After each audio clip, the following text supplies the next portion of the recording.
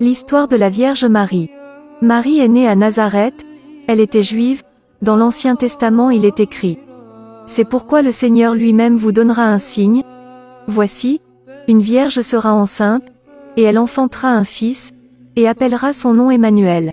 Et cette prophétie s'accomplit dans le Nouveau, elle enfantera un fils, et tu lui donneras le nom de Jésus, c'est lui qui sauvera son peuple de ses péchés. Tout cela arriva afin que s'accomplisse ce que le Seigneur avait annoncé par le prophète, la Vierge sera enceinte, elle enfantera un fils, et on lui donnera le nom d'Emmanuel, ce qui signifie Dieu avec nous. Dans l'Évangile selon Luc, l'ange Gabriel apparaît à Marie.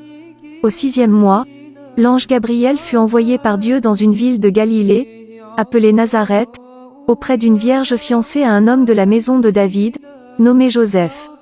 Le nom de la Vierge était Marie. L'ange entra chez elle, et dit, « Je te salue, toi à qui une grâce a été faite, le Seigneur est avec toi. » Troublée par ces paroles, Marie se demandait ce que pouvait signifier une telle salutation. L'ange lui dit, « Ne crains point, Marie, car tu as trouvé grâce devant Dieu. Et voici, tu deviendras enceinte, et tu enfanteras un fils, et tu lui donneras le nom de Jésus.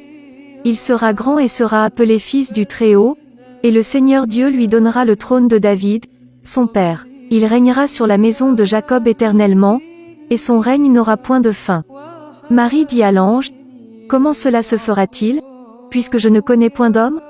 L'ange lui répondit, « Le Saint-Esprit viendra sur toi, et la puissance du Très-Haut te couvrira de son ombre. C'est pourquoi le Saint-Enfant qui naîtra de toi sera appelé Fils de Dieu. » Marie est donc la mère de Jésus. Celui-ci ne l'a jamais appelée mère mais l'appelle femme. Selon les catholiques et orthodoxes, elle est mère de Dieu et ils la vénèrent.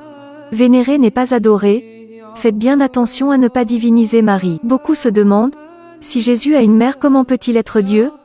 En réalité, Jésus était là avant Marie et avant toute chose car il est préexistant. C'est la chair qui est née après Marie. Jésus étant Dieu rabaissé à un homme, avec une vie d'homme. Chez les catholiques et orthodoxes, Marie est vraiment la femme exemplaire à qui toute femme devrait ressembler.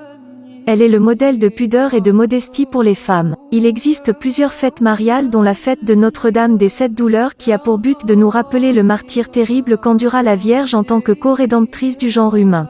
Les 7 douleurs sont la prophétie du saint vieillard Siméon, la fuite en Égypte, la disparition de Jésus au temple pendant 3 jours, la rencontre de Jésus portant sa croix et montant au calvaire, Marie debout au pied de la croix, la descente de Jésus de la croix et la remise à sa mère et l'ensevelissement de Jésus dans le sépulcre. Retenons de la Vierge Marie, sa foi, sa piété, son humilité et soyons comme elle a su l'être. Et Marie dit, « Mon âme exalte le Seigneur, et mon esprit se réjouit en Dieu, mon Sauveur. Parce qu'il a jeté les yeux sur la bassesse de sa servante. Car voici, désormais toutes les générations me diront bienheureuse, parce que le Tout-Puissant a fait pour moi de grandes choses. Son nom est saint, et sa miséricorde s'étend d'âge en âge sur ceux qui le craignent. »